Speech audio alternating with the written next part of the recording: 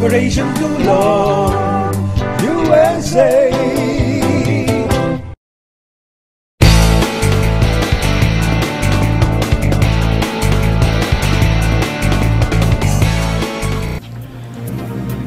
Maraming salamat mga ka-Pilipino at mga ka-OFW.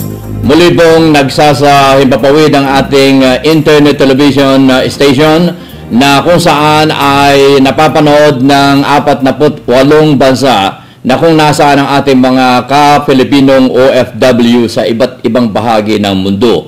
At nais ko munang ipaalam sa inyo na tayo po ay nagbo-broadcast sa loob ng inyong Facebook.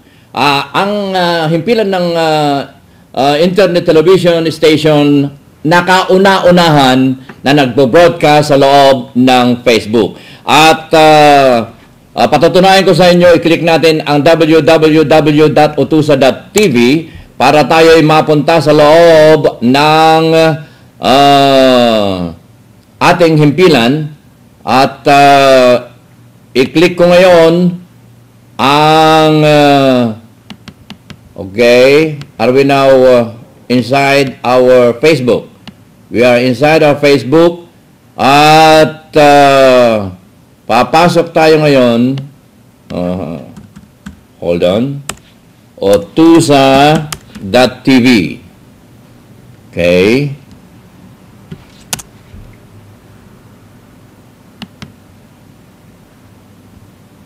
Antabay kayo mga ka-Pilipino, ano ho? Ayan, okay. Tayo po ay nasa loob na ng Facebook at nakikita ko na ang ating mukha rito. Samantala, nais kong ipaalam sa inyo. Ang ating mukha rito. Samantala, nais kong ipaalam sa inyo. Okay. So, ang gagawin natin ay akin pong i-on, ayan. At isang karangalan na sa pagkakataon ito ay atin pong makakaugnay ang isa sa maipagmamalaking kababayan nating Pilipino, ang isang kilalang philanthropist, si Mrs. Loida Nicolas Lewis, nasa kabilang linya at siya po ay nasa New York. Samantala ang ating studio ay narito po sa may tabi ng DreamWorks at Channel 7 dito po sa Los Angeles, California. Magandang hapon, Mrs. Loida Nicolas Lewis. Magandang hapon, Kuya Manny. Napakaganda naman ng iyong ng iyong nagagawa na dahil sa galing sa Facebook, pwede ka nang makapagsalita sa 48 sa mga syudad, mga countries, I mean. Yes. Very good. Congratulations. At may pagmamalaki natin na ang Utusa.tv ay kabilang sa 270 groups na mga OFWs all over the world. Kaya kung hindi man sila naka-on ngayon, ay ipopost ko ito at patuloy na mapapanood nila Mrs. Lewis at maging sa YouTube ay sinusundan nila. Kaya itong ating pag-uusap ngayon ay mailalapit natin ang ating puso sa mga OFWs at ating mga ka-Pilipino sa iba't ibang bahagi ng mundo. Nasa sa inyong pagkakataon para batiin ang ating mga ka-OFW at mga ka-Pilipino for all over the world. Okay. Magandang hapon, magandang umaga sa inyong lahat. Kung kahit na saan kayo ng mundo, nagbibigay ako ng magandang umaga or magandang hapon o magandang gabi to the OFW and my fellow Filipinos, mga kababayan, Pinoy-Pinay sa buong mundo. Global citizen tayo. Kahapon ay na-interview ko ang isa sa Pilipino na nagkakawang gawa para makalikom ng salapi para ma-free si Dondon Lanusa sa katauhan ni Jules M. Ragas. Siya ay nakausap ng inyong lingkod direktamente from Saudi Arabia at kanyang nabanggit ang inyong pong pangalan. Kaya minarapat ng inyong lingkod na tawagan kayo at ako nagagalak dahil pinagbigyan po ninyo makausap kayo sa on the air sa Utusa.tv. Hinggil dito sa sitwasyon ni Dondon Lanuza. Pwede po ba nating malaman kung ano po ang hakbanging inyong iniuugnay din dito? Oo. Noong Disyembre, nakilala ko ang nanay ni Dondon sa Maynila kasi gusto niyang kausapin ang presidente, ang vice-presidente, at ang Secretary of Foreign Affairs. Subalit, isang buwan na siya pero hindi pa niya nakikita. At nag-usap kaming maigi at nakita ko ang kanyang dusa at ang kanyang sakit ng puso dahil sa si Dondon na anak niya ay nasa preso, sentenced to death, pupugutan ng ulo. Subalit, nung taon na yon, 2011,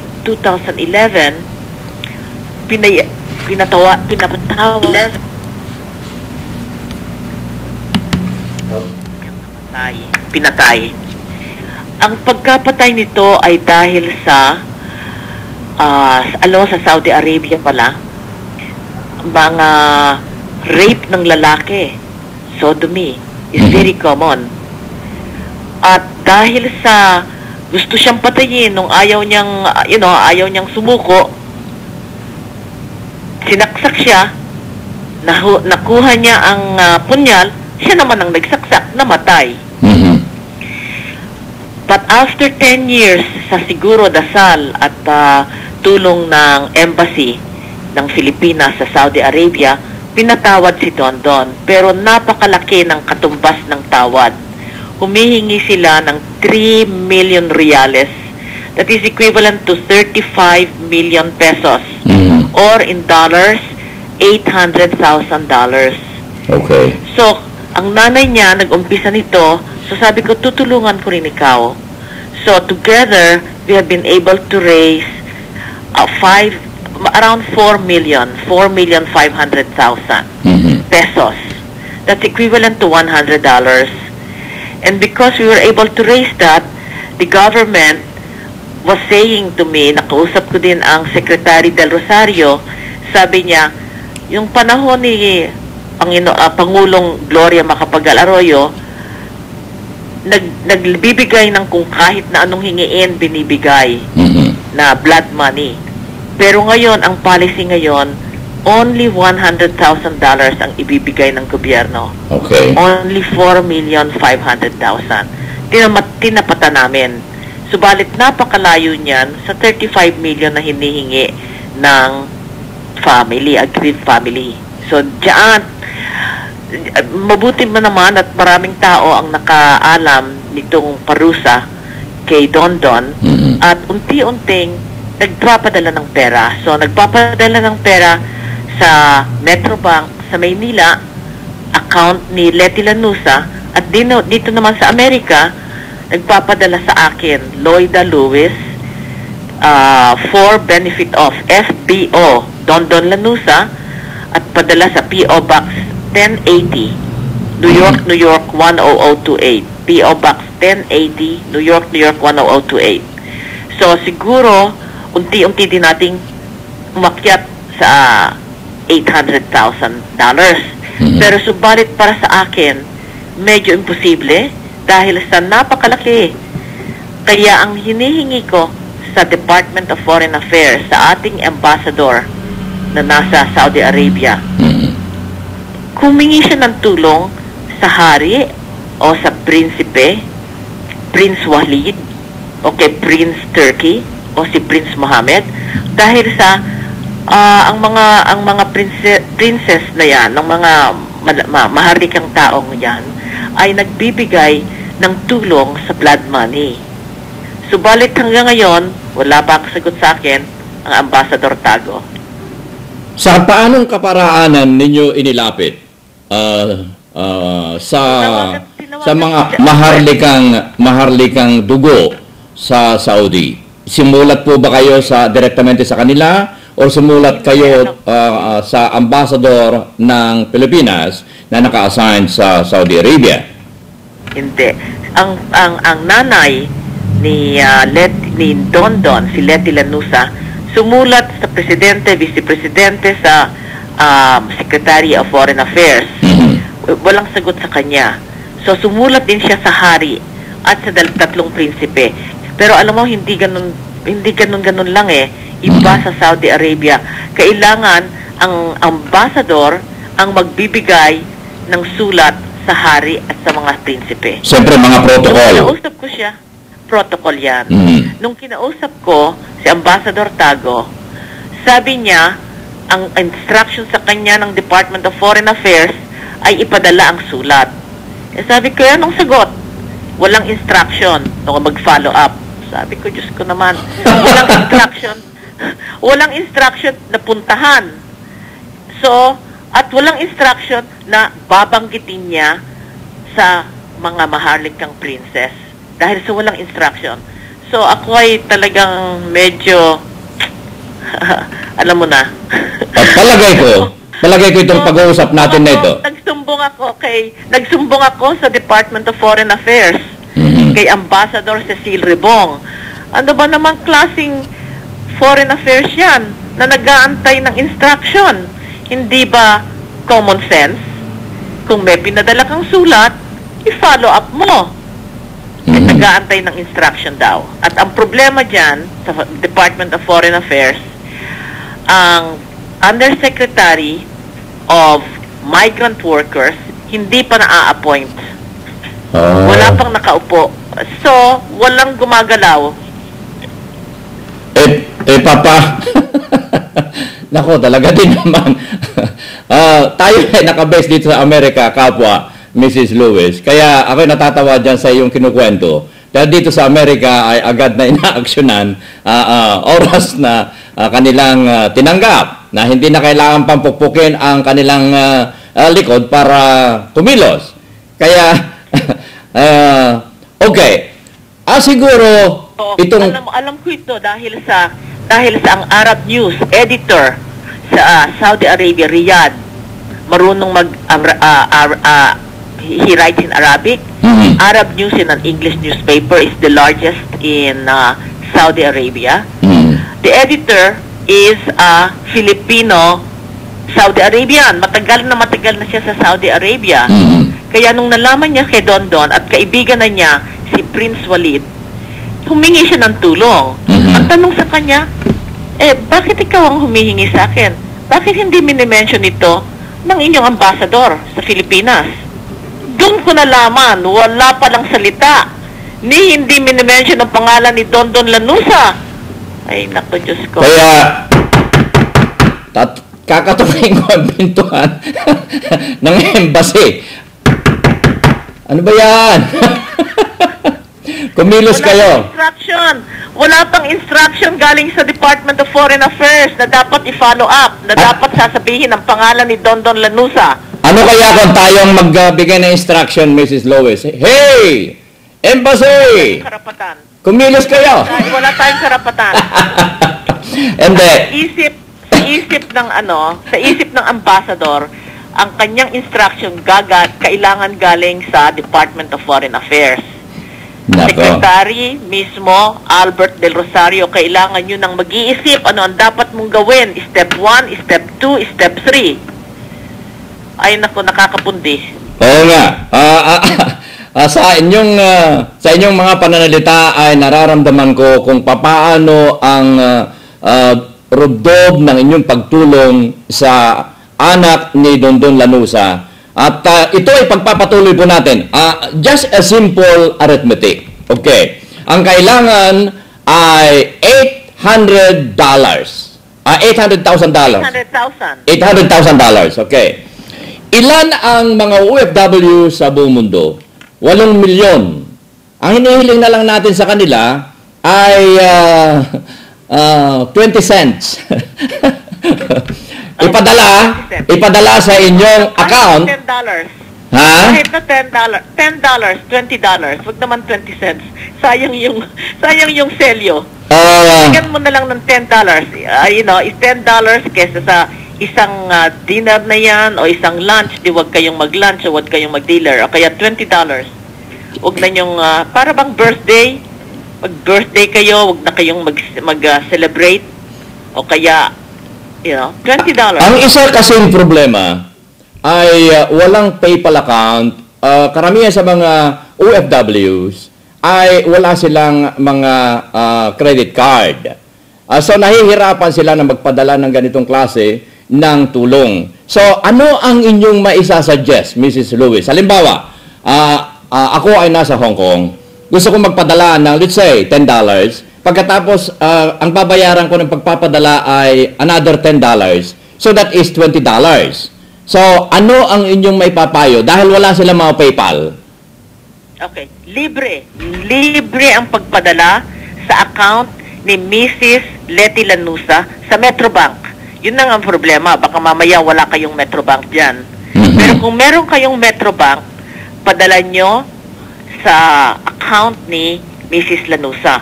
At meron kaming website, www.helpdondon.com www.helpdondon.com.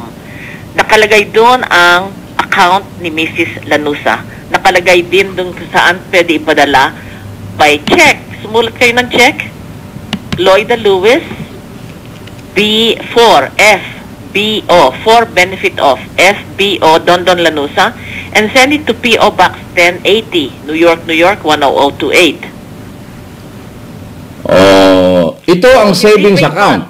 Hindi PayPal. Ay, inalis ko na sa PayPal kasi sabi ng PayPal, kailangan dito sa Amerika, kung magre-raise kayo ng funds, meron kayong 501c3. Ibig sabihin, nakarehistro na ang mga donation sa inyo ay para sa charity at magkakaroon sila ng tax deduction.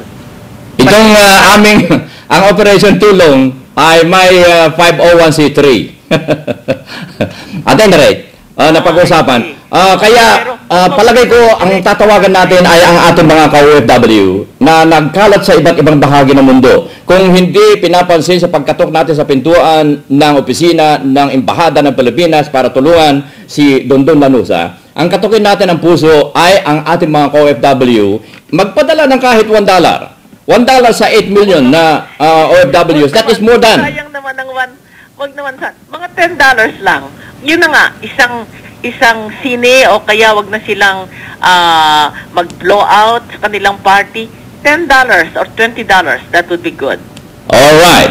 At $10, $20, mga ka-Pilipino, ang kailangan lang natin dito ay kung $10, we only need 8,000. Yun lang kailangan natin. 8,000 na OFWs, malilikom na natin yung 35 million pesos na yan.